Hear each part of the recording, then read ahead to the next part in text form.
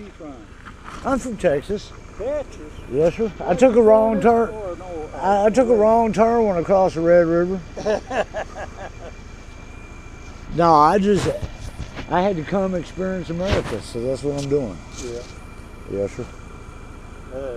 I'm just checking out different areas of the App Mountains that I only read about and learned in history, and I had to come see it for myself and take pictures and video. Well, and I've been so surprised along the way because I've met amazing people, the nicest people in the world. Before this became an army camp, it was a farm. Right, I read about that. And my grandmother used to ride her horse. They got a 20-acre farm across this mountain. Yes, sir. And she used to ride, when she was 17 years old, used to ride a horse, gather up the cows and take them back. Oh, wow. And Pointemont had 500 families lived in Pointemont. Now there's only 2 families. I'll be damned. That's a lot of history, though. Yeah. That's a lot of history. And Prince had 300 people, families that lived at Prince, and it was mostly a sawmill. Was it? Yes, sir. And up late, up that, when you cross the river and go straight up, yes, sir. Up late, one time it was the biggest sawmill in the eastern United States. Was it? And Pointemont was a coal camp. Was it? They made stuff for steel, coats. Okay, steel. right, okay, yes, sir. And they had a steel plant down the bottom, a coke plant down the bottom. They had coke ovens all up and down that creek. They said it was,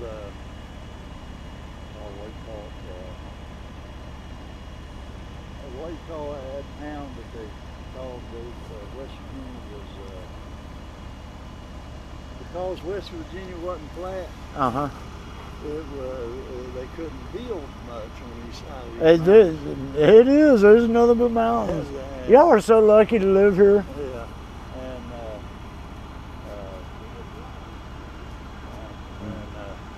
And we live right in the middle of everything. Do you? So you just a caretaker of the park? Or No, you said you're the neighbor? I was raised here. Yes, sir. And my mom and dad raised here. Well, it's an honor to meet you, sir. My name is David Lynch. Yeah, and Ralph Plumley. And Ralph, glad to meet you. I do wheelchair adventurism, is what I am, and I'm solo across the United States in my old wore-out van, and I'm towing my custom-made wheelchairs, and I'm meeting new people, and I'm also looking at campgrounds that have ADA, for people that I try to make videos to where people they realize they don't have to sit at home and suffer. Yeah. They can get out, even in a wheelchair. Yeah. So that's what I'm doing, is I'm documenting my trip. They got 3 campsites, but they can make them so much better and bigger. It wouldn't take that much. I was already, when I wasn't even here 30 minutes, and I got interviewed by a West Virginia college major. She is doing an intern on National Forest studies and stuff, and she actually interviewed me up the road, on the side of the road, on my wheelchair, and told me, asked me what I thought about the wheelchair accessibility here and other parks compared to other states. And it's been interesting what I've uncovered, and I had no intention of doing this. It's just happening. Right? I own the property around the monument at Pointemont. The first coal that was ever shipped down the river before. Oh, yeah? It was in 1892. Wow, that goes way back. Shipped out. Yes, sir. And during World War I, most of the coal in this area went to make steel. Did it? This is one of the reasons why I came into Virginia and West Virginia. I worked in a coal mine down in Texas, but it's a strip mine, a surface mine. Still just as dangerous as being underground. Well, I worked 42 years on that. Did you?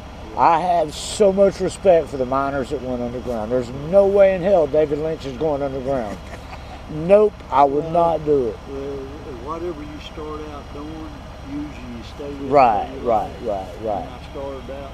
If our government wanted to shut down our power plant, our coal mine, I'd still be working in the coal mine. I planned on retiring there, but it only lasted 9 years and they shut it down. Yeah, So, you know. The strip mining is just as dangerous. It is. I mean, we had fatalities at our strip mine. Yeah. I mean, I worked around, 85 ton to 150 ton coal haulers that would just crush this thing flat and never even think about it. Yeah. So. I know truck drivers, the trucks got away from them. Yes, sir. High walls that fill out. Right. We've had that problem too. I don't miss it either. I miss the money that I made back then, but no, I didn't miss the shift work. Well, Ralph, I need to fire up. I need to get my wheelchair charging so I don't interfere with other people. Thank you for the information, sir. There's a lot of history here. A lot of history. I enjoyed meeting you, sir. Okay. See what I mean, y'all? There's friendly folks everywhere. Everywhere. That's what I love about coming out and being solo. Don't be afraid. There's no point in sitting in the house scared that the world is going to hurt you. You're going to get hurt in your house, too, if you keep worrying.